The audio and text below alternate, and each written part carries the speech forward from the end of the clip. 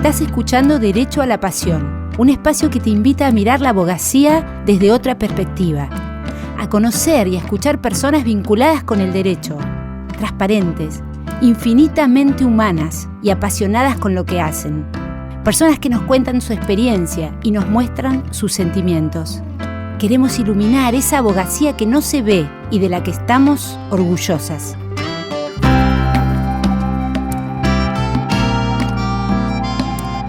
Ya han pasado muchos años, hoy busco motivación, la emoción, el envión de aquelarre de esos años. Escribo versos extraños, aunque no sean bailados, y no siempre de su agrado, o les suenen pretenciosos.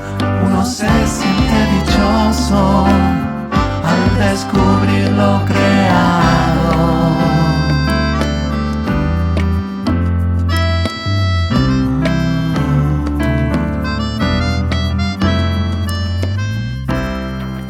Hoy conversamos con Susi Bello Knoll, doctora en Derecho por Salamanca y especialista en Derecho de la Moda, quien nos cuenta dónde se encuentran el derecho, la imagen y la moda y por qué es mejor mirar desde la punta del obelisco. Bueno, hoy en Derecho a la Pasión nos vamos a dar un lujo. Es un pendiente que teníamos, tener esta conversación con Susi, que hace mucho tiempo que nos conocemos, nuestras vidas se han cruzado y la verdad que queríamos tener esta charla serena, profundizando un montón de temas como vamos a hacer hoy.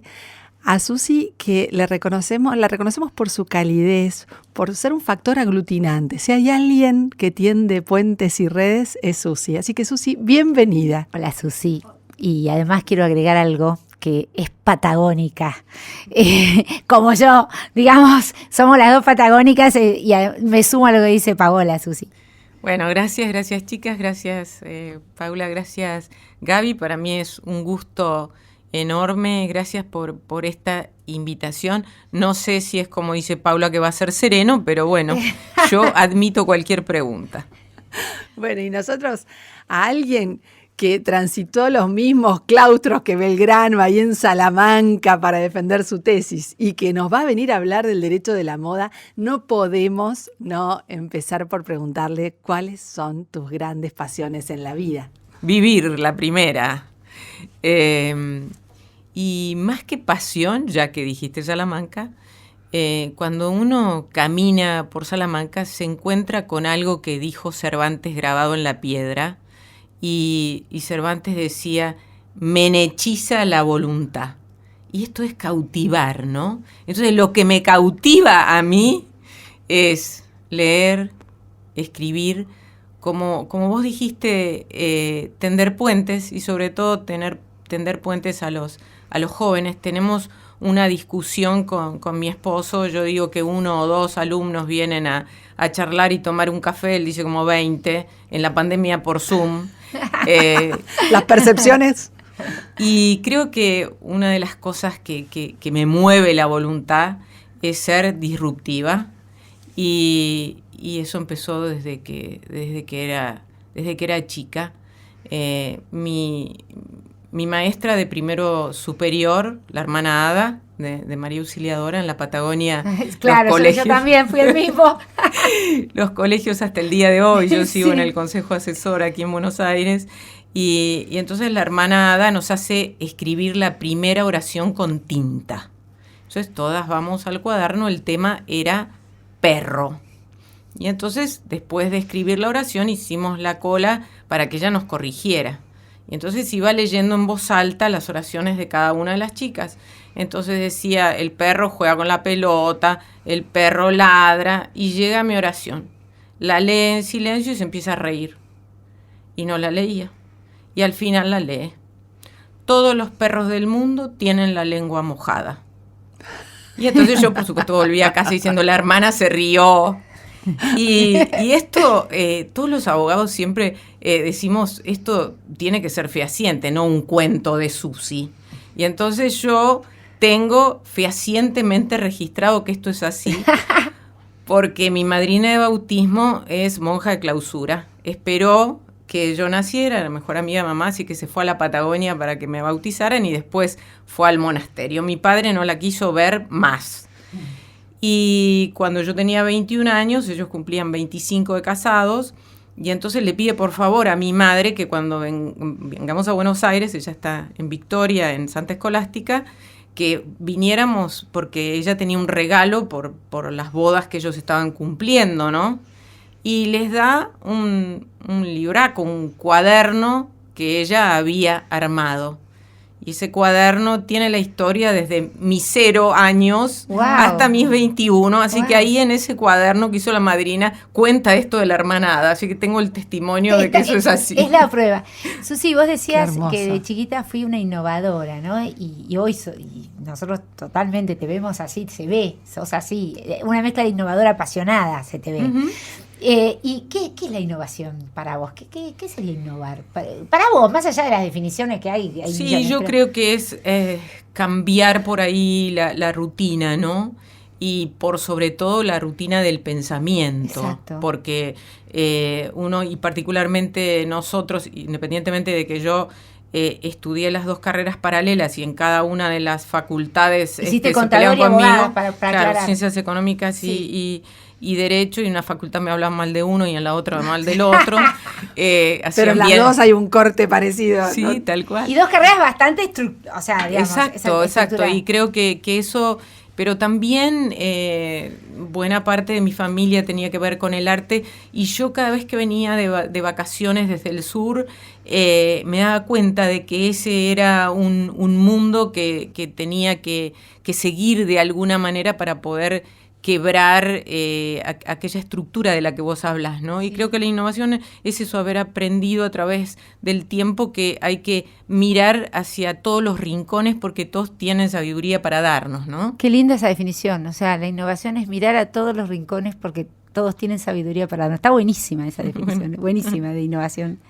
Susi, y una cosa que te queríamos preguntar es, ¿cuáles fueron esas grandes decisiones, esos hitos en tu vida, digamos, que te fueron marcando? Es difícil a veces elegir, siempre hay miles, pero ¿podés reconocer algunas, las más determinantes, las más importantes, las que te marcaron? Sí. Hasta ahora, ¿no? Porque vamos a seguir, pero hasta ahora. Pero hasta ahora sí, yo creo que a los 16 años, cuando tomé la decisión de venir a Buenos Aires, la facultad más cercana estaba a 3.000 kilómetros, yo única hija, y mamá me preguntó ¿qué vas a hacer ahora? Y entonces yo dije irme a estudiar.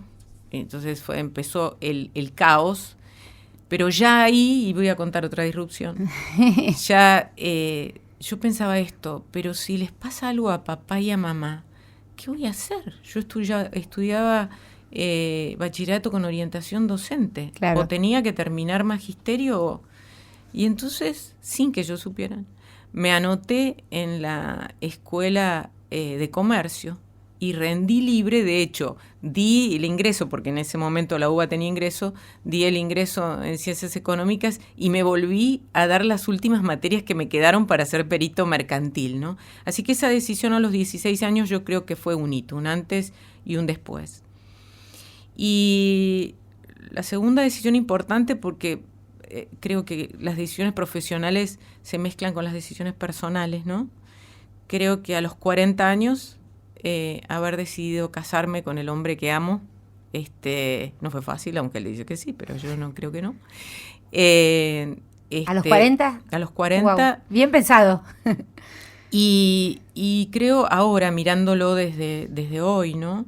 A los ya 60 y pico, fue algo que había que animarse, porque yo venía de una vida de hacer lo que quería, de viajar por el mundo, y entonces empezar una familia, a lo mejor con alguien que es distinto, lo cotidiano, era pero bueno, a veces son las cosas que suceden en la vida, y voy a tratar de ser breve, porque mi marido siempre dice, sácale el IVA. El mío me dice versión corta, versión larga. Y entonces me dice, vamos por la corta, vamos por la larga. Bueno, yo vine a estudiar en el 77, y entonces, mejor dicho, en el 78, Y bueno, y ustedes recordarán el tema de la guerra del Beagle, ¿no? Entonces papá me llamó por teléfono y todo el mundo de allá se venía para acá. En la Patagonia nos marcó muchísimo. Y entonces papá me dice, mira, a ver, Susi, guerra o no guerra, la Navidad se pasa acá. Así que te tomas el avión y te venís. Yo había ganado la beca por ser mejor promedio de la provincia. Así que bueno, tramité en la Casa de Santa Cruz para irme. Y voy al aeroparque y había una señora mayor y yo, y el resto eran todos convocados. Sí. Y entonces me siento al lado de un muchacho de manos grandes y bigotes, y yo hablo hasta con las paredes, así que por eso estoy acá, ¿no? Y, no, por eso. Y entonces, bueno, charlamos, llegamos a casa, mamá tenía un Fiat 600 y venía con sus Fiat 600 y le digo, mamá, esto es un horror, le digo, estaba lleno de soldaditos, ¿con quién van a pasar Navidad? Era 23 de diciembre. No te preocupes, con las chicas, que las chicas eran las de la parroquia, qué sé yo, vamos a llevar a casa. Entonces yo pelé papel y le dije, tráeme a a ver si lo conseguís. A ver si lo conseguís. Obvio. Entonces Jorge pasó la Navidad, después vino Zamoré, se acabó la guerra, que yo, digamos, se acabó todo ese conflicto. Se conocían desde el 77. Bueno, y entonces, el 78, entonces 78. Él quedó Navidad y Año Nuevo porque lo fueron mandando de a poco. Él era de la provincia de Buenos Aires. Durante 4 años recibimos tarjetas de Navidad. El 5º año llamó su papá por teléfono diciendo no van a recibir tarjeta porque tuvo un accidente, no puede escribir, y nunca más en la vida nada. Wow. 22 años después, yo me iba a Estados Unidos a hacer un curso de golf. Y entonces mi secretaria me trae una carta que decía Avenida San Martín, Junín, provincia de Buenos Aires, y yo creía que era una amiga mía que había vivido en el pensionado, que no había venido a la fiesta del pensionado donde nos encontrábamos las que habíamos vivido ahí en Santa Teresa. Y entonces la abro rápido y la carta decía así al principio: quien come calafate vuelve a la Patagonia. Esta historia me la contaron hace 22 años cuando hubo una guerra que no sabía cómo iba a terminar, bla, bla, bla, bla, bla, bla, fulano de tal. Y entonces, yo me fui, papá y mamá vinieron, me acompañaron a Ezeiza, qué sé yo le contesté desde allá, nada, otra vez era octubre, pero le había mandado el teléfono. En diciembre para Navidad suena el teléfono, era él, y justo yo me iba a la Patagonia, porque era el año 2000, justo me iba a llevar a mi prima que vive en París y quería recibir el milenio sobre el glaciar Perito Moreno, así que bueno, la acompañé yo en ese momento acompañaba la sociedad del mini trekking, así que ella iba a ir a pasarlo por allí y me volvía para pasarlo con papá y mamá. Le dije, sí, pero vamos a Yacanto, si querés venir. Así que el día de Reyes vino. Yo fui a jugar al golf temprano, él llegó, esa noche fuimos a cenar, nos contamos un poco lo que había pasado en nuestras vidas. El 19 de febrero vino por primera vez a visitarme a Buenos Aires. El año siguiente estábamos almorzando ahí a la vuelta del estudio y me dice, Susi, ya hacía unos meses que estábamos en Buenos Aires, me dice, me parece que nos teníamos que casar. Bueno, el 19 de febrero. Y bueno, se le cayeron los postizos, que no tenía, pero se le cayeron. Bueno, está bien, me dijo. Y ahí empezamos ese camino que sigue hasta el día de hoy. ¿Qué quiero retruco que le mandó? Qué hermosa historia. Vos sabés que hermosa, increíble además, ¿no? Y me siento muy identificada porque en el momento del canal de Beagle yo estaba en Roca y nos pasó, en la Navidad esa nos pasó exactamente lo mismo. Había un montón de soldados, invitamos soldados a pasarlo en casa. La única diferencia con vos, Susi, es que yo no me enamoré en ese momento, ni tampoco elegí, no pude ir. Pero qué increíble, ¿no? Fue un momento, y mirá cómo volvió la historia. Qué circular que la vida. Hay que estar atentos. Hay que estar atentos. Bueno, o sea que esta fue otra de las... Y la tercera y última, creo, fue a los 50 y pico, a los 50, después de la ACV, tuve una ACV, y me internaron así, en horas me operaron en Favaloro, tenía un frontal derecho de 8 centímetros, que después por suerte no fue nada malo, solamente un derrame, pero me marcó. Generalmente estas cosas son un antes y un después, y mi marido estaba convencido que yo iba a seguir estos pasos. Me iba a preocupar, ocupar y olvidar. Y lo tercero no pasó, para sorpresa de todos los que estaban alrededor, como fue el matrimonio una sorpresa. Todos pensaban, esto cuando lo editen lo borran si quieren. Todos pensaban, esta sale con uno, con otro, y nunca va a decidir casarse, esta es una solterona empedernida. Y apareció Jorge. Y bueno, y la realidad es que tomar la decisión de cerrar el estudio, armarme un lugar, porque no puedo dejar de escribir y leer, así que un lugar donde vivía mi madre, que tiene un parque adelante de mi ventana y una fuente, fue la mejor decisión que pude tomar, y disfrutar de algo que, si bien me hechiza, pero no lo he dicho, desde la naturaleza, ¿no? Creo que los patagónicos tenemos esa marca, ¿no? Sí. Porque te recordarás, Gaby, seguramente que con la bufanda hasta la nariz te encantaba ir al colegio pateando nieve. Exacto. Y a mí también. Sí, en Roca no nevaba tanto, pero nevaba una vez al año, así que... Creo que esos son los tresitos, sí. Mirá, bueno,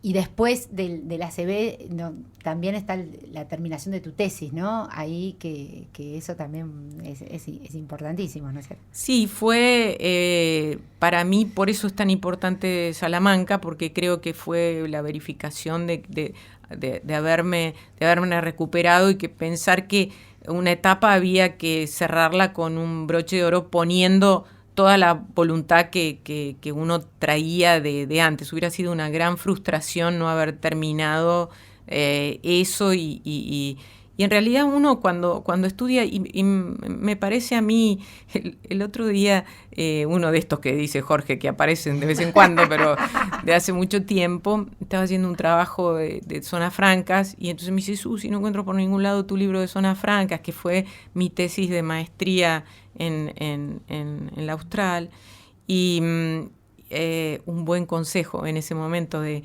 Gómez Leo, porque yo quería hacer una cosa, irme a Alemania a hacer algo sobre la intervención de los obreros en el directorio de las sociedades. Me dijo, si estás trabajando en la zona franca de Santa Cruz, ponete. No había libro de eso, así que después salió un libro.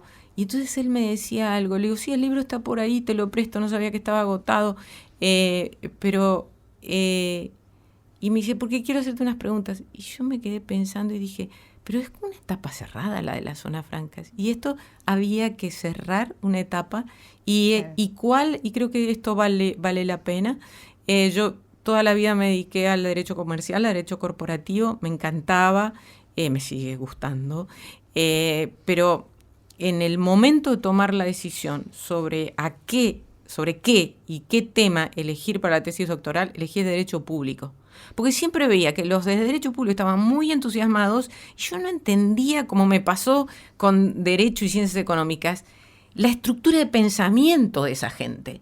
Y entonces mi tesis, media tramposa, es fideicomiso público, el 50% de derecho comercial y el 50% de derecho público. Pero me estaba abriendo a un mundo, o me abrió a un mundo que me parece muy interesante. En la vida uno tiene que tratar de crear estos puentes, como vos dijiste, Pau.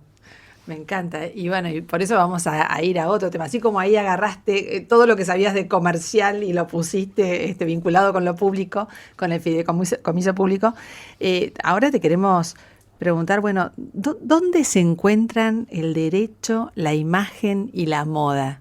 Acá, Susi, queremos que nos abras la cabeza. Bueno, primero en el corazón. En mi corazón se juntaron los tres y bueno, vamos para adelante con ese tema.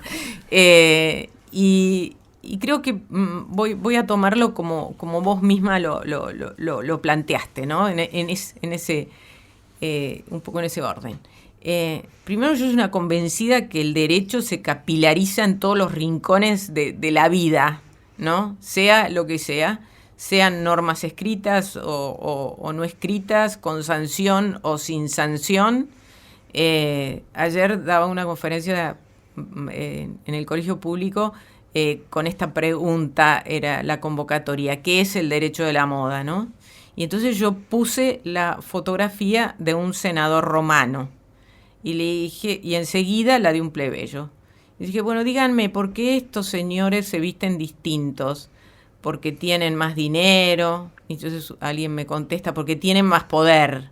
Le digo, no, porque había una ley. Y ya en Egipto había leyes que tenían que ver con la moda.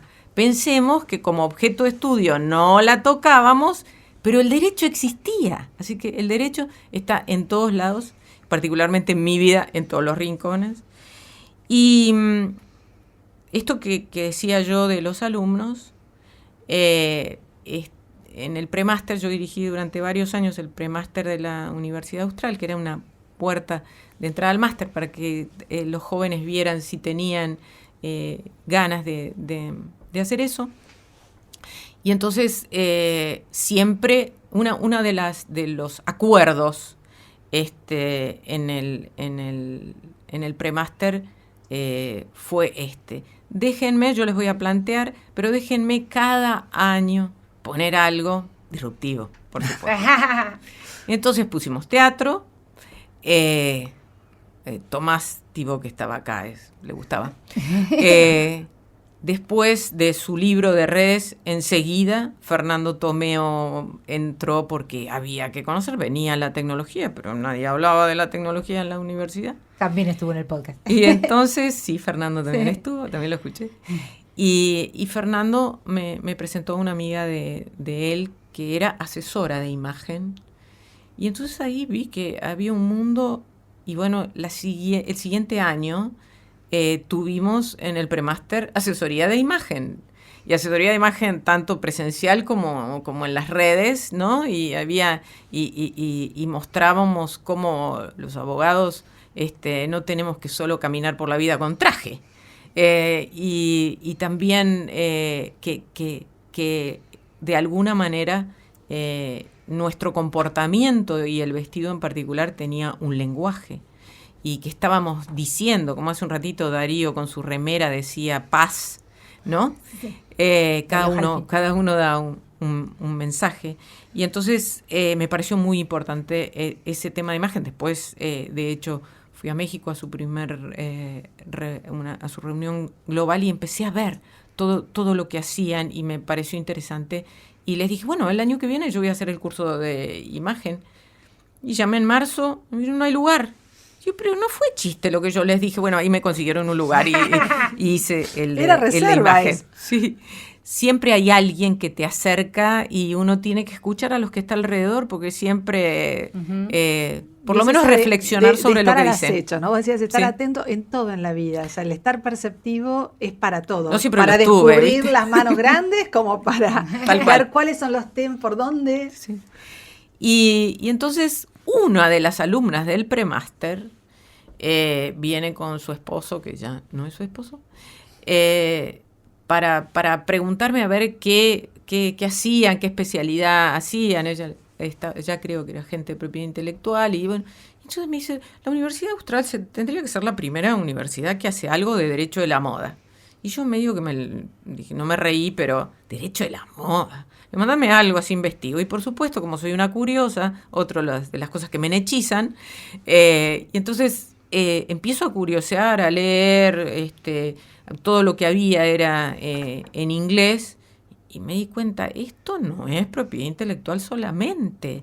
Hacemos la primera jornada, aquella que lo llevó a la universidad en Fordham, y que hizo la primera maestría de Derecho a la Moda, estamos hablando de 2010, en la Universidad Austral lo hicimos en el 2013, es decir, 3 años después, y vino ella porque mandó un mail diciendo la primera vez en América Latina que hay esto, y entonces ahí se abrió un mundo porque ella precisamente mostró esto, sí, está en todos los rincones de una industria que es el 2% del PBI global, donde Louis Vuitton, Moet Hennessy factura 64.000 millones de dólares, balance de diciembre del 21. Digamos, un impacto enorme, pero un impacto además que tiene que ver con las personas. Tanto tiene que ver con las personas, que Europa tiene, la semana pasada lo decía la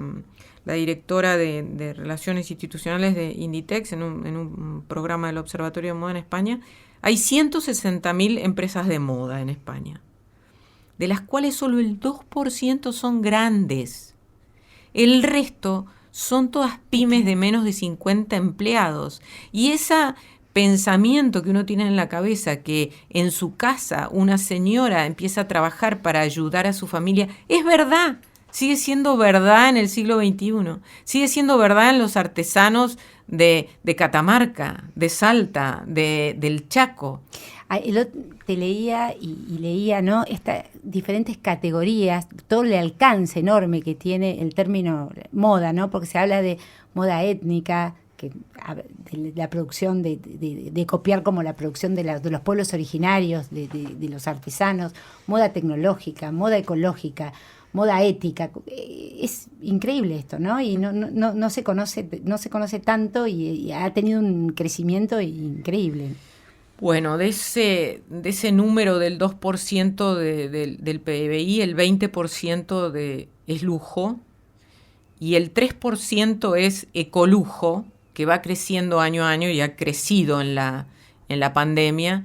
Y si bien en realidad es un principio que iniciaron las grandes marcas, lujo sustentable, antes de ayer, el miércoles, se entregaron los premios de lujo sustentable para América Latina, como bien dijiste vos, solo para artesanos textiles, artesanos en madera, artesanos en metal. Muy interesante. Yo participé, se hizo en Zoom y ya cumplió 10 años.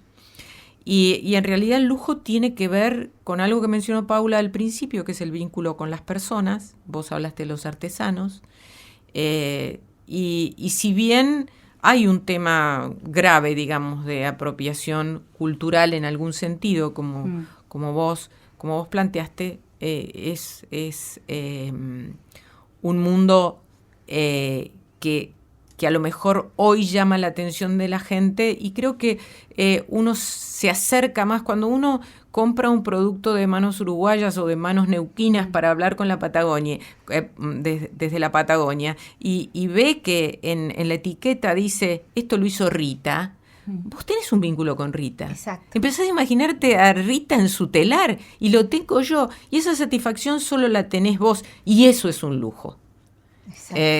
Es esa cosa pequeña de vínculo humano resulta un lujo. No, me encanta, Susi, porque este es el momento, digamos, uno ve derecho de la moda y está bueno quitarle, digamos, yo no digo el mito, pero esta cosa, lo fashion parece lo frívolo, exacto, parece lo superficial. Me encanta porque estamos justamente explorando y viendo que es una industria, un sector, y todo lo que atraviesa la cadena de valor, o sea, todas esas instancias desde la creación, como vos decís, en el telar de Rita o en la multinacional, que ya vemos que representa poquito de ese porcentaje del PBI mundial.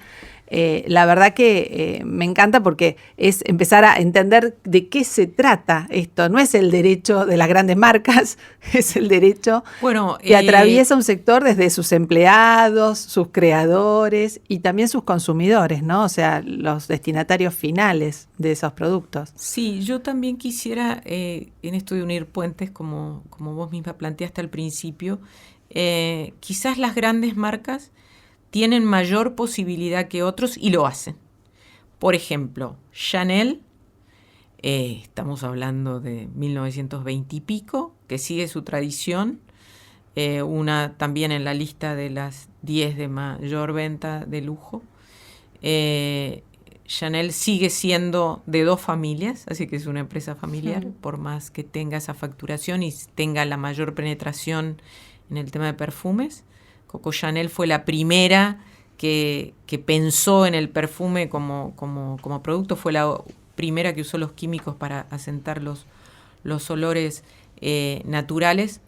Chanel hizo un centro que bueno, lo pueden buscar, Le Métiers d'Art, es un lugar fantástico, donde 11 talleres de artesanos trabajan allí, pero talleres de plumas, de billutería, y se hace fuera de la Semana de la Moda una semana especial en honor a los artesanos.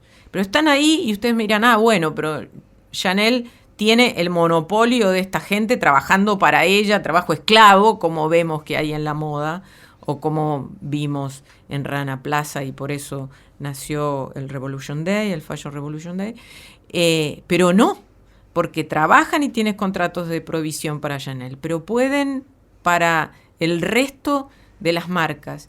Y ahora a mí hay un proyecto que me encanta, que es el de Scalpers en Sevilla, una marca que el año pasado facturó $100 millones, pero abrió este año a la calle un local que ofrece ropa nueva con un acuerdo con la Fundación de San Juan de Dios. Después de la pandemia iba gente a comer ahí, había gente que iba a dormir allí, y decidieron que no iban a dar ropa vieja ni de segunda mano, sino de colecciones anteriores. Yo pienso siempre en el derecho, ¿no? Hay un acuerdo con la fundación, hay un acuerdo para que sean los asistentes sociales quienes acompañen a la gente a la tienda, que elijan por temporada 3 cosas, pueden elegir un vestido, un zapato, una campera, y se la llevan gratis, pero lo más importante son las experiencias. El otro día leía y el dueño contaba, lo que más me impacta a mí es que un señor que después de la pandemia no había visto a su familia porque vivía en un lugar de guarda y no tenía dinero para nada, se haya llevado la ropa y haya ido a visitar a su familia y se haya reencontrado. Pero que otro me haya contado que con esa ropa fue a su primera entrevista laboral porque no tenía ropa para ir a una entrevista laboral. Bueno, a mí me parece otra cosa, ¿no? El derecho a vestirse, no por vestirse a la moda, el derecho a vestirse como algo que también hace a nuestra dignidad, ¿no? Totalmente. Escribí un artículo que se llama El derecho al vestido para una revista chilena que me dice, Susi, estamos en el medio del tema constitucional. Le digo, mira, no lo van a meter, pero yo voy a escribir, porque debería, así como algunas constituciones del mundo reconocen el derecho a la imagen como la española. En Argentina tenemos simplemente en el Código Civil y Comercial, bueno, por supuesto, se ha rescatado del antiguo código y aparece ahora, pero bueno, sí, como vos decís, es un derecho fundamental. Susi, y una pregunta que está vinculada con esto que estás hablando y queríamos hacerte, ¿cuáles son los desafíos que presenta el derecho a la moda en relación a los objetivos de desarrollo sostenible y a la Agenda 2030? Bueno, que está vinculado con esto que estamos hablando de ella. Sí, totalmente, digamos, bueno, los ODS, los Objetivos de Desarrollo Sostenible son 17, están todos interconectados, así que cuando uno impacta en todos, y la Agenda 2030 tiene como lema transformar el mundo, y transformar el mundo, la moda también puede intervenir en la transformación del mundo, y el derecho, por supuesto. Y rápidamente, la sustentabilidad desde su definición del 87 en el informe Brundtland, una mujer es la que tiene que abrir la puerta para definir esto, tiene 3 pilares, ¿no? Hablábamos un poco del pilar social, pero un pilar económico, las empresas no se pueden fundir, por eso estos pequeños de los que hablaba hay que ayudarlos, y los abogados tenemos que meternos en la cabeza que hay que ayudarlas a esas pymes de alguna manera. Ayer me decían unos alumnos, pero usted está hablando de RIME, que es una ley ecuatoriana que es igual al monotributo. Y yo decía, sí, pero entonces la sociedad lo está reconociendo, no para cobrarle impuestos solamente, sino para ver que estas pequeñas empresas tienen que tener algún tipo de estructura y reconocimiento. Es el económico. Hay que darles vida. Segunda, lo ambiental, que tiene mucho tema y es cuidar la casa común, y lo que hablamos recién, lo social, que tiene dentro de lo cultural, que vos lo mencionaste recién, Gaby, y de alguna manera esto social y cultural es algo de lo que hablamos recién, y en estos 3 pilares, por los ejemplos que he dado, la moda irremediablemente tiene mucho, a mi gusto, para hacer. A mí me impresiona esto de, cuando decías la parte ambiental, el que sea la segunda, esté en segundo lugar como factor contaminante, digamos, ¿no? O sea, yo ver esas imágenes de las pilas de ropa en desiertos o en zonas, bueno, a mí me replantea, pienso, ¿qué puedo hacer? Viste, cada uno desde su pequeño, desde su cotidiano, desde su accionar. Y me sorprendió esto de la moda circular. O sea, vos hablabas hace un ratito de la gente que puede acceder a lo mejor a una ropa de primera mano, aunque sea de una temporada anterior, a nadie le importa. Ahora, la otra es, ¿por qué no podemos todos también acceder a ropa usada, o sea, al reciclado? Y hace unos meses me impactó, estábamos, bueno, con una de mis hijas en un lugar en Europa que decía, mamá, veo muchas bolsas de tal lugar, ¿qué será este lugar? Cuando fuimos a explorar, era una casa, pero llena de estudiantes y gente dando vueltas, adquiriendo ropa perfectamente ordenada, clasificada, hermosa, pero era ropa usada. Y acá también, Acá o sea, en cada vez mucho. más hay ferias y yo veo que está cada vez creciendo esta tendencia a decir, bueno, a ver, esto no se tira, esto no va a parar al desierto de Atacama, o sea, podemos darnos, o sea, es cultural, pero es un pasito, ¿no? Así como empezamos a usar, hablábamos con Constanza Connell y otra de nuestras entrevistadas de si usábamos shampoo sólido, dejábamos los plásticos, bueno, en esto también veo que tenemos un desafío personal. Totalmente, así como hablabas con Connie, cuando las grandes firmas firman el Pacto de la Moda en el G7 y lo presentan en Biarritz, uno de los planteos fueron las bolsas plásticas, ¿no? La semana pasada, esta semana, en El País salió una noticia en la cual Inditex, propietario de Zara, Stradivarius, generalmente hay una... Está bien que nos enseñes porque no sabemos. Cuando decís Inditex, no sabemos. Bueno, Zara Homes, Stradivarius, Bershka, Massimo Dutti, todos son de Bien. esa misma. Que es la primera distribuidora del mundo, 24.000 millones de euros más o menos de facturación. Interesante esto, 1.800 proveedores, 8.000 fábricas. Wow. ¿Dónde? En cercanías, está en La Coruña y fue uno de los que menos problemas de logística tuvo porque no fabrica en China. No es Bangladesh tampoco. Espectacular. Y ellos, ya retomo lo que vos decís, en el diario El País anunció que empezó a abrir tiendas de segunda mano. Y en Buenos Aires aquí, puedes ir a Avenida Santa Fe, hay una caja donde podés dejar ahí ropa como la dejás en Cáritas en cualquier parroquia, que no necesariamente tenga que ser de Zara para el reciclaje, ¿no? Y acá, bueno, por supuesto, hay reciclaje, hay las varias R's tenemos de esto: reuso, reparación, ¿no? Columbia mueve su camioncito por Estados Unidos,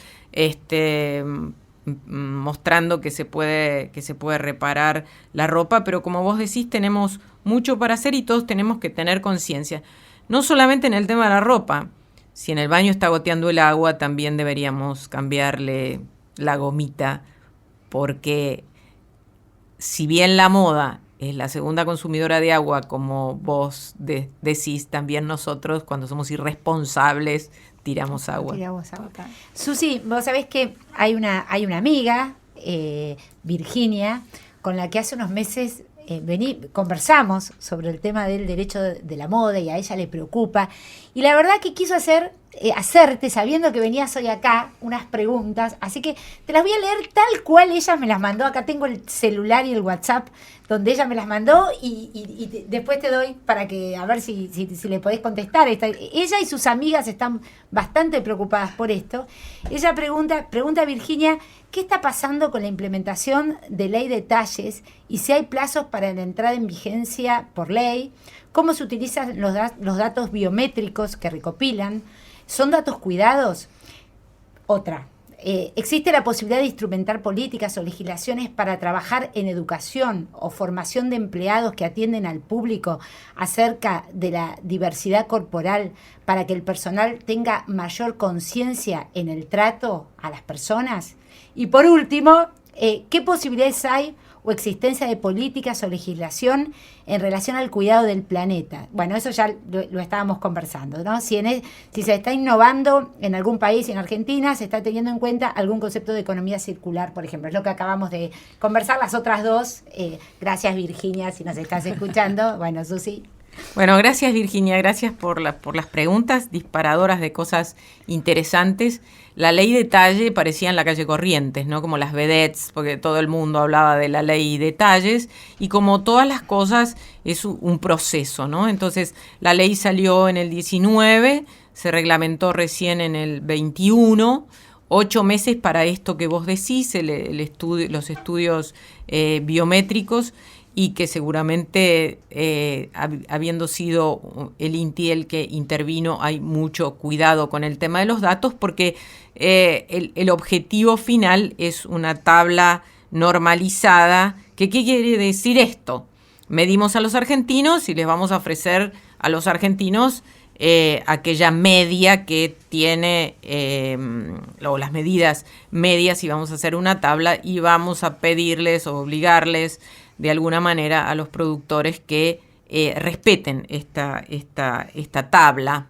Bueno, entonces tenemos el camino de que hay que producir esa ropa y después ponerla, y entonces ese cumplimiento además tiene que tener control. Hay algunas cosas que van apareciendo en algunas jurisdicciones que a mí me parece como interesante. Por ejemplo, en la provincia de Buenos Aires hay una norma que obliga a tener talles grandes desde el 38 al, no sé si 48, 50 y pico, no recuerdo, para los adolescentes, que quizás uno de los grandes problemas sea ese rango etario.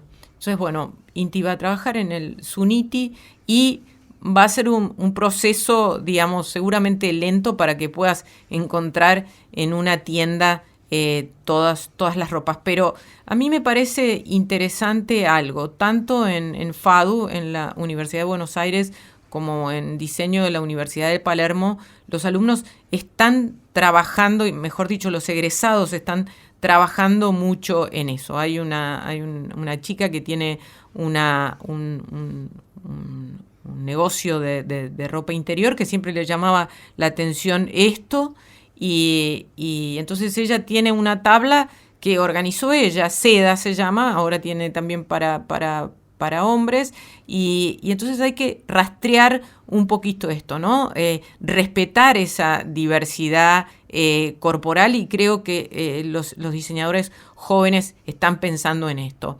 Hace unos años, 2020, también una diseñadora argentina ganó el premio mundial al Redress, esto que preguntaba Paula, ¿no? Y la colección se llamó Herencia. ¿Y por qué la estoy nombrando a Julieta García Bello? Porque es recontra patagónica, es de Ushuaia. ¡Otra más! Me voy a sentir discriminada. No, Paula, nada. Es de Ushuaia y ganó en China. ¿Y cómo hizo esta colección Herencia? Ahora ella está viviendo en Holanda. Le pidió los manteles a los vecinos y los jeans, y con eso hizo la colección. Yo dirijo el Comité Global de Sustentabilidad de AICI, de la Organización de Consultores de Imagen, que tiene sede en Estados Unidos, y tengo bastantes voluntarios, como 24 de todo el mundo, y bastantes en Asia. Y entonces recuerdo que alguien, una mujer ya grande, me dice, bueno, yo me da impresión comprar ropa usada. Ah, sí, le digo, ¿por qué? Si está limpia, tratada, como dijo Paula, desinfectada. No, y esto es algo que decía antes, respetar la cultura. Y ella me dijo, tengo el pensamiento de que está el alma de alguien en esa ropa. Y entonces yo, que tenía un collar de perlas, que hoy no traje porque vine caminando y me dio miedo, que es de mi madre, mostré el collar, dije, esto es de mi madre. Y estoy feliz de tenerla acá mientras estoy hablando con ustedes. ¿Qué felicidad habrá tenido esa persona de la que usted tiene la prenda hoy? ¿Por qué piensa que puede ser un alma torturada, no? Entonces, es buenísimo. Este es el trabajo por ahí. Y la última pregunta que Virginia hace, y gracias otra vez, es sobre el tema de la economía circular. Pusiste el dedo en la llaga, medio como hizo Paula. Hay un movimiento enorme, hay una directiva europea sobre esto de la economía circular que como ustedes saben, las directivas no son normas que se impongan a cada uno de los países, sino que recomiendan en un tiempo determinado a los países en su legislación interior poner alguna cosa que tenga que ver con esto. Francia fue de las adelantadas desde el punto de vista práctico, porque también es un tema difícil de la economía circular. Te imaginas, primero está la recogida, después de la recogida, como vimos, la clasificación, porque algunas pueden ser hechos con determinada materia prima que no se pueda ni reciclar. Sí tenemos claro que no tenemos que tirarla al océano, pero digamos, ni dejarlas en las playas.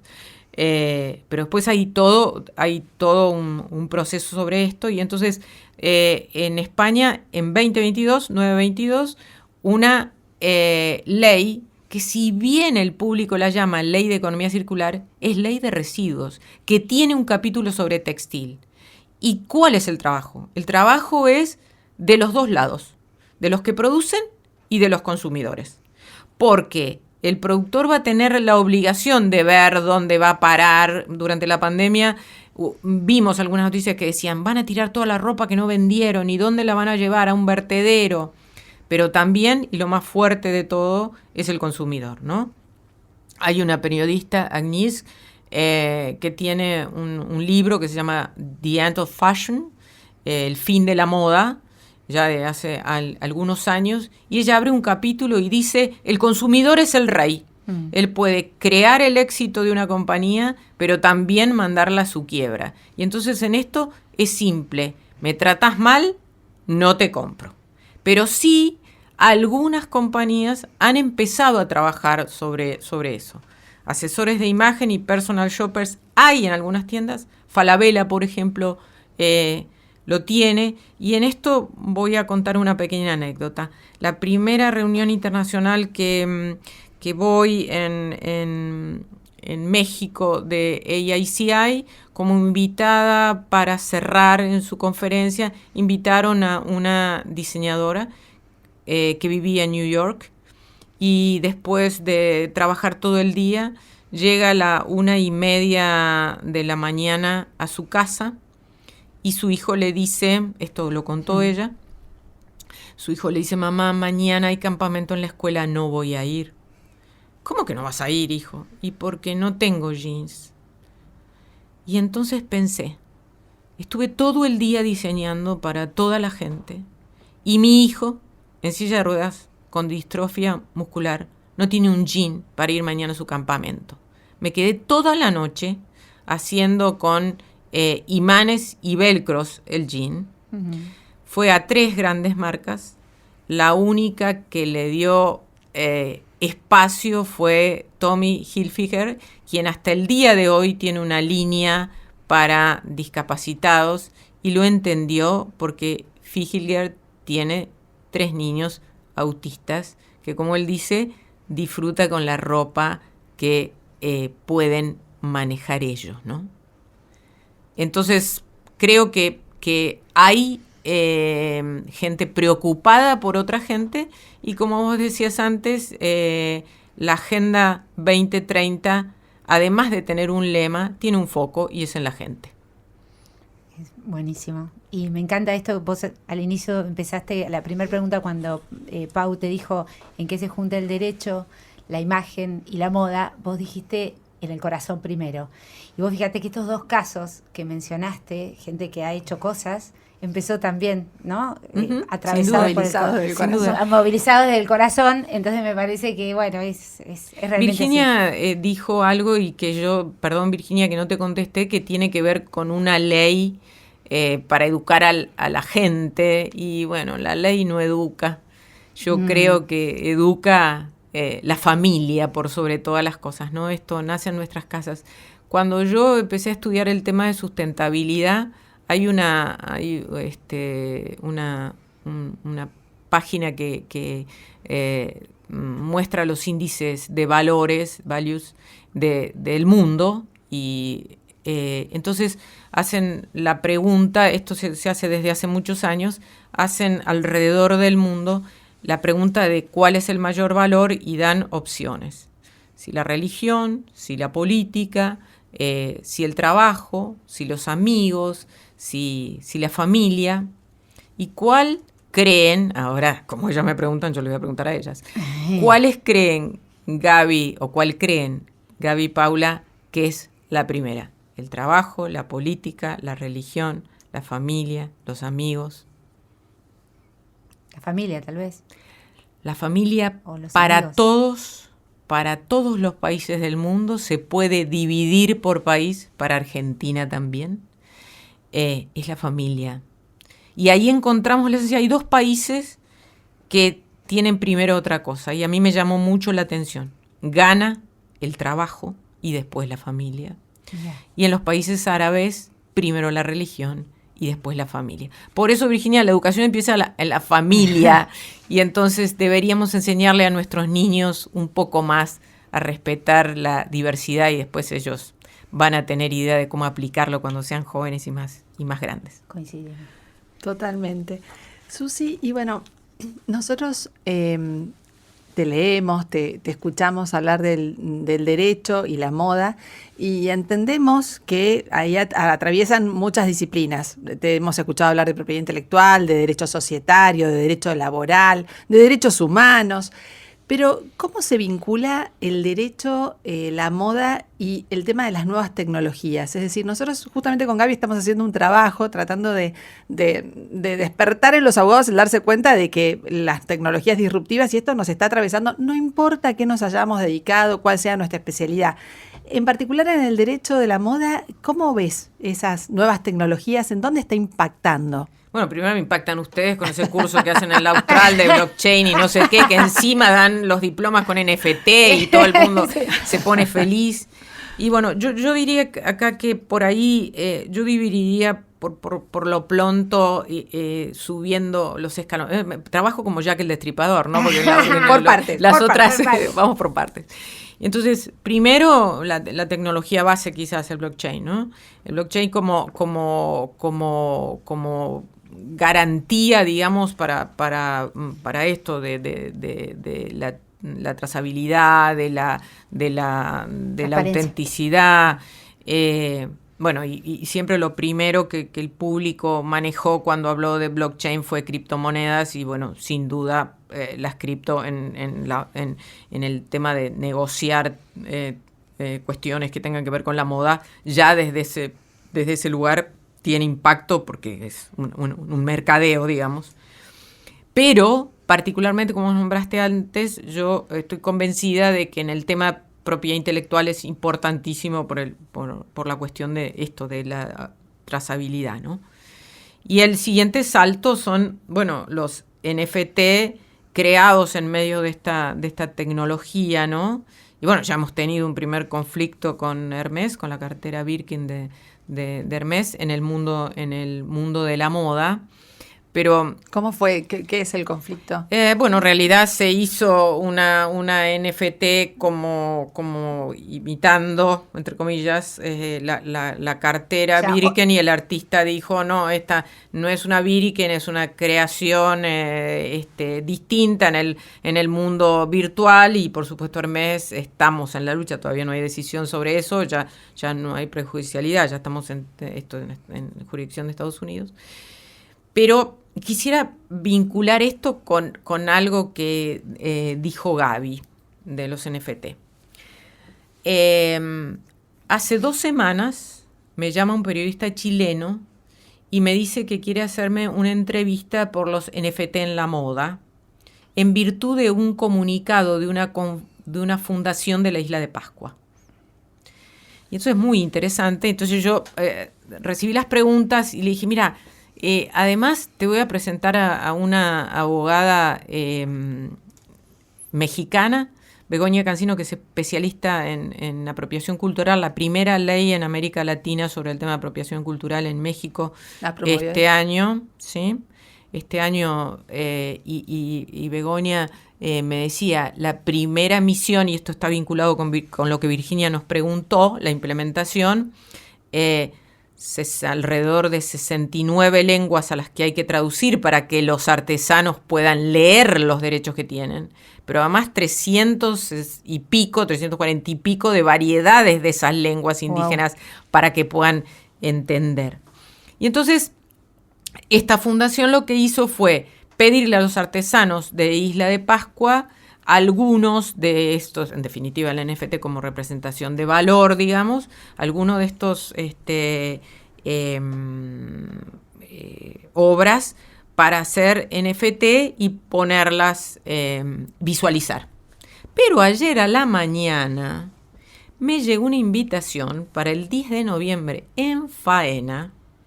Se va a presentar Andina, que es un proyecto de 2 mujeres del interior del país, que son NFT de ponchos del norte argentino. Wow. Entonces, uno recibe el poncho, la autenticación y el NFT. Mirá. Así que, ¿cómo que no va a tener que ver? Qué Y increíble. metaverso, ¿dónde los ponemos? Es un Los espacio ponemos de en el difusión. mundo virtual. El primero en entrar en la moda fue Gucci, que es Gucci, otra vez, como hablamos de Inditex, es del grupo Kering. El tercero en lujo de mayor facturación, que además de Gucci tiene Alexander McQueen, Saint Laurent, y Gucci fue el primero de tener un espacio en el metaverso. Y es tan importante que, bueno, Decentraland tiene un Fashion Street y Nike hizo un convenio para crear su Nike Land. Así que es un tema Nuevo que espacio. Y después estarán las DAOs. no es ajeno a la... Sí, totalmente. Las DAOs que también servirán para... Depende de si sea descentralizado o no, seguro. Bueno, buenísimo. Y bueno, y Susi, Entonces tendremos ahora una materia especial de Derecho de la Moda en el curso de las chicas. exacto, ahora Próximamente. vamos a lanzar.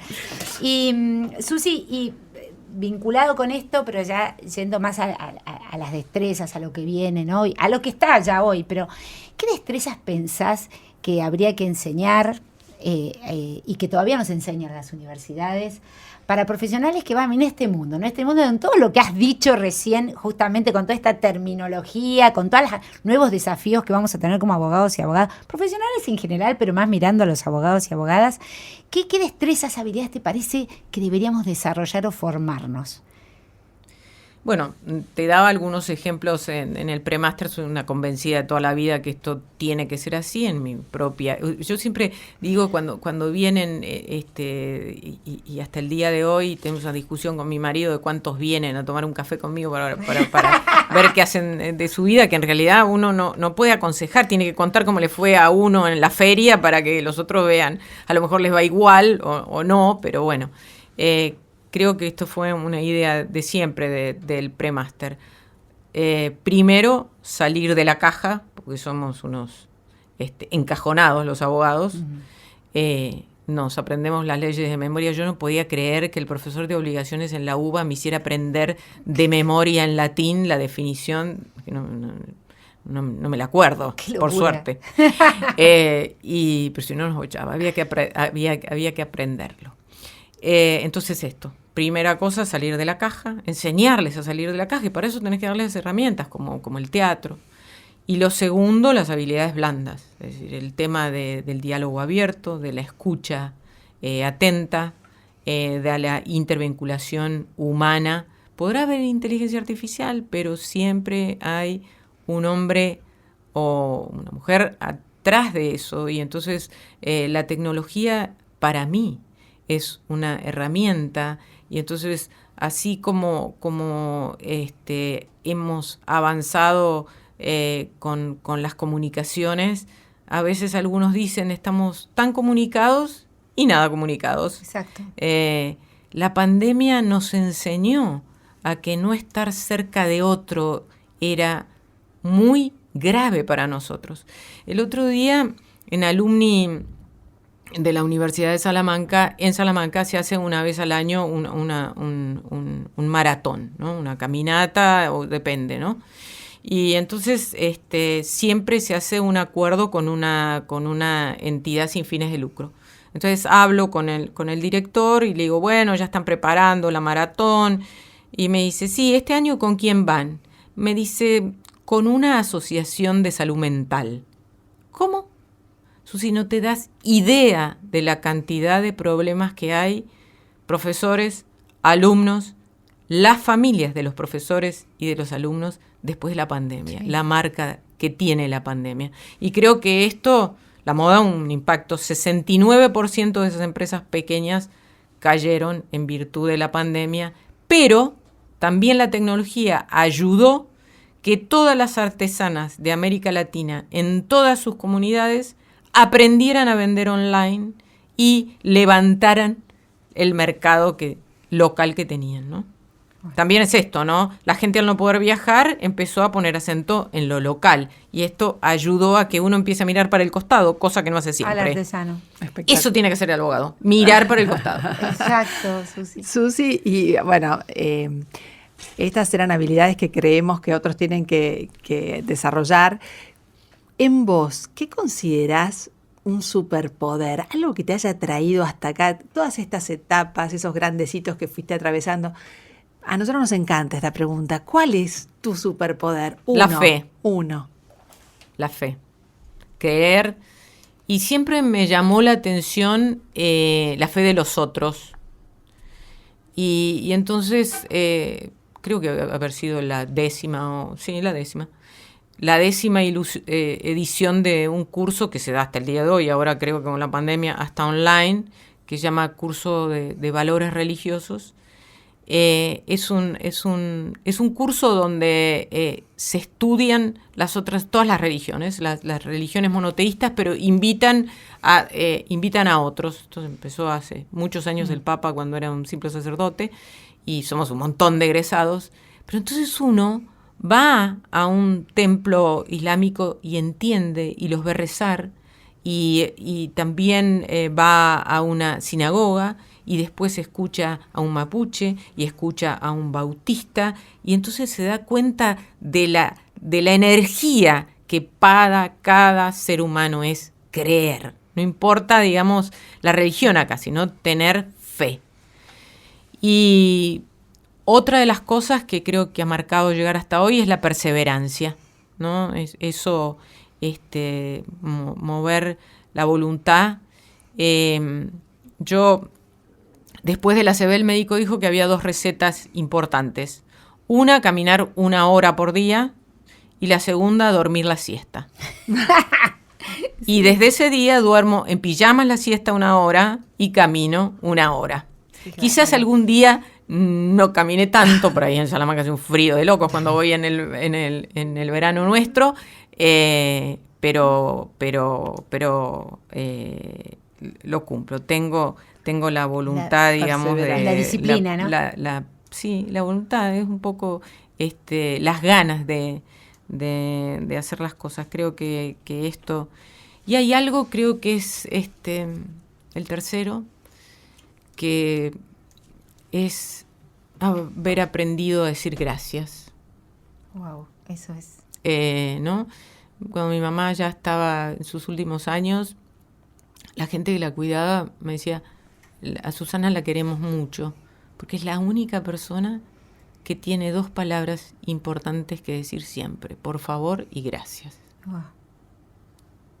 No es menor. Susi, y bueno, seguimos profundizando en la persona de Susi, ¿no? Y ¿en qué te gustaría ser más sabia? Me gustaría escuchar más. Viste que hablo como loca, pero escuchar es algo que debería ser un poco más. Y lo segundo, es un poco lo que decía Paula como importante, y yo creo que es importante, pero no lo aplico demasiado, es mirar más, observar más a la gente. Quizás algunos dolores que uno tiene es por no haber mirado lo suficiente, ¿no? A otro, no haber entendido, escuchado y mirado. Creo que esas son las 2 cosas. Wow, nos aplica a todos. Nos aplica a todos eso. O sea, esto cada vez vamos bajando, ¿viste? El tono, esto ya es más intimista. Y en este mismo tono... Bajaron las luces. Bajamos las luces. Y en este tono te preguntamos si querés compartir con nosotros alguna conversación inolvidable o memorable en tu vida, alguna conversación que te signifique en especial. Mira, siempre creo que más que conversaciones, aunque sí recuerdo una conversación, pero sí lo que me marca mucho son los hechos, ¿no? Determinadas vivencias. Después de la ACV aprendí una cosa que no sé, la debo haber leído en algún lugar, pero cuando tengo un momento así de emoción, cierro los ojos, abro los ojos otra vez. ¿Y por qué después del ACV? Cuando estaba en la terapia intensiva, que me habían dicho que podía haber alguna dificultad para caminar por el lugar que habían tocado, y esto, yo movía los pies. Y por supuesto estaba recontra aburrida, uno lo encierran ahí. Y entonces, ¿qué hacía? Jugaba al golf. ¿Por qué? Porque me acordaba de memoria la cancha. Entonces me paraba en el hoyo 1, tiraba, sabía dónde me iba a ir la pelota para la miércoles, que tenía que sacarla, y seguía por el hoyo 2, miraba los árboles, y entonces hago eso.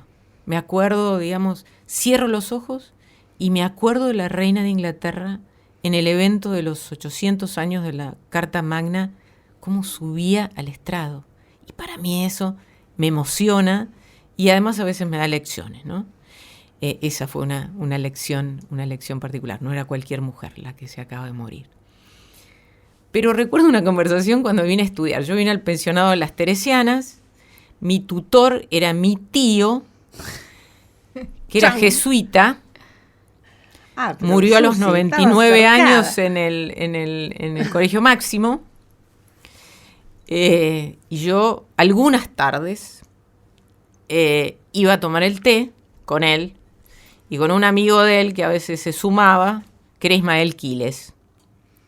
Así que se imaginan lo que eran las conversaciones. Hablábamos, yo tenía 18 años y él, como era ingeniero, mi tío, los jesuitas necesitaban terminar una carrera universitaria, o digamos, o estaban obligados a terminar, el tío era ingeniero, estaba a cargo de parte del observatorio al lado del Colegio Máximo en San Miguel hasta que se les dio a los militares, se entregó a los militares. Y entonces el tío me dijo, Susi, tenés que mirar desde arriba. Pero tío, me viví diciendo que tengo que ser más humilde, que tengo que trabajar con la soberbia, me viví diciendo que tengo que mirar desde arriba. No. Prevenir las cosas. Si vos observaras, podrías manejar determinadas cosas. A ver, te doy un ejemplo. Si vos estás en la punta del obelisco y viene alguien a toda velocidad por Corrientes y alguien a toda velocidad por 9 de julio, ves el accidente antes, ves el choque antes. Aprende a observar. Y otra conversación que no me olvido. Gran aprendizaje ahí, dijiste, ¿eh? Sí, pero viste, es lo que me falta. No le echo mucho caso al pobre tío. Y otra conversación que no me olvido en la casa de un amigo, que tiene que ver con el derecho, y es la respuesta que te di cuando Paula me preguntó, o que di cuando Paula me preguntó sobre el derecho a la moda y la imagen, y que habla del derecho. Yo era presidente de la Asociación de Graduados de Derecho de la Universidad Austral y me invitan a un almuerzo donde habían invitado al vecino, y el vecino era Roberto de Vicenzo. Y lo sientan al lado mío. Ay, para vos era y entonces te llamaron a una golfita. Y entonces le dijo, maestro, ¿no le gustaría ir a hablar a la asociación había invitado ya un montón, y ¿no le gustaría ir a la asociación de graduados a hablar a los abogados? Se me mira y me dice, yo no sé si tengo algo para decirle a los abogados. Bueno, seguimos comiendo, y yo dije, bueno, chao, no va a ir. Después no vino, pero se engripó y ya estaba muy anciano. Y entonces al final, al postre, me dice, yo voy a ir a hablar a los abogados. Nadie mejor que yo puede hablarle a los abogados. Ah, sí. Me dice, sí. Porque en el golf hay reglas. De hecho, la gran historia de Roberto de Vicenzo tiene que ver con haber cumplido con las reglas, ¿no? Con respetar las reglas. Me dice, y las sanciones no están escritas, pero son evidentes. Exacto. Si uno juega con otro y hace trampa, ninguno más quiere salir con uno a la cancha. Es así, tal cual. Entonces el derecho está metido en todos lados, hasta en el golf. Y el golf tiene para enseñarle a los abogados. Bueno, y para terminar, te pedimos que elijas una poesía o un texto, no sé, que habrás traído y para cerrar con esto. Y bueno, y que nos digas por qué la elegiste. Así que... Bueno, como me dieron la palabra a mí, yo me aprovecho. Como me dijiste que eligiera una poesía o algo, yo voy a tomar el guante y voy a hacer dos cosas. Primero, voy a... Si no, me pongo a llorar, grito, así que me van a tener que dejar hacer las dos cosas. Si no me dejan hacer lo otro, voy a hacer eso. Pero voy a leer una poesía un poco larga, pero que la hizo mi tía, la hermana de mi madre, no tuvo hijos. Y a mí me parece que la palabra... siempre me gusta esto de buscar cuáles son las raíces de las palabras y ver qué significan. Y lo que admiré siempre en mi tía fue cómo encontrar la belleza para expresar las cosas a través de la palabra. Y entonces esta es una poesía que escribió ella en su último libro, que se llama Romance de Inés Teresa, y por supuesto es en honor a la Madre Teresa de Calcuta. Todavía la Madre Teresa vivía, y entonces se las voy a leer. Susi, mira, sí. Nos vamos a ir con esta lectura, nos vamos a ir con la lectura de tu poesía. Con el cuento. Con el cuento. Vamos a ir con el cuento. Entonces... Nos vamos a ir con el cuento. Listo. No, me dijeron que yo voy a hacer ¿Poesía así. o texto? Voy a leerles la poesía y después les voy a contar un cuento y con eso vamos a terminar. Ok, genial. Genial, gracias, Susi. Planazo. A las calles de Calcuta se asoma un ángel que viaja. Ayer Inés, hoy Teresa, y es Cristo quien la acompaña. Al abrigo de los árboles arma su escuela fantasma. La rondan 5 pequeños junto a las vacas sagradas. Medita con Isaías y comienza desde el alba a deshacer ataduras de la impiedad soberana. También relee a Santiago y dice: el salario clama, porque el campo ha dado frutos y tiene hambre el que trabaja. Piensa el ángel de Calcuta. Cuánto le dolerá el alma a los pobres de salud, de alimento y a los sin casa. Consciente que el mal mayor que el mundo padece y calla es la falta del amor, ella ama a los que nadie ama. Qué hermoso, Susi. Gracias. Ahora te toca a vos porque yo estoy emocionada. Hermoso. Y yo dije que una de mis habilidades, o superpoderes, como lo llamas vos, superpoder me parece que tengo 2, porque después ¡Qué suerte! ¡Sigamos buceando! Después de la CB, escucho con los perros. Entonces, al primer tiempo escuchaba muchísimo, y como Santiago acá nos está ayudando, yo voy a tomar un ejemplo de la UCA. Estaba por dar clase en el máster en la UCA, abajo del ascensor, los alumnos estaban en el fondo del pasillo, y yo escuchando como los perros. Así que uno le dice a otro: ahí viene la vieja. Y entonces cuando empecé la clase dije: acá está la vieja, y los chicos no lo podían creer, ¿cómo nos escuchó? Han oído de ti. Ese sí que es un superpoder. Y bueno, muchas veces me río mucho en el subte o en el colectivo porque escucho las historias de la gente y mi marido me dice: estás escuchando, porque yo me estoy riendo. ¡Qué divertido!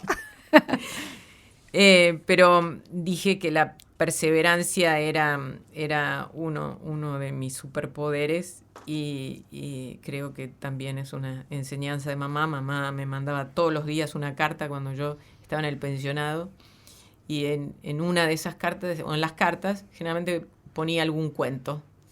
Y cuando me dijiste un texto, yo busqué ese cuento, no encontré, porque estoy segura de haberlo guardado, pero creo que ese cuento me pinta, ¿no? Wow.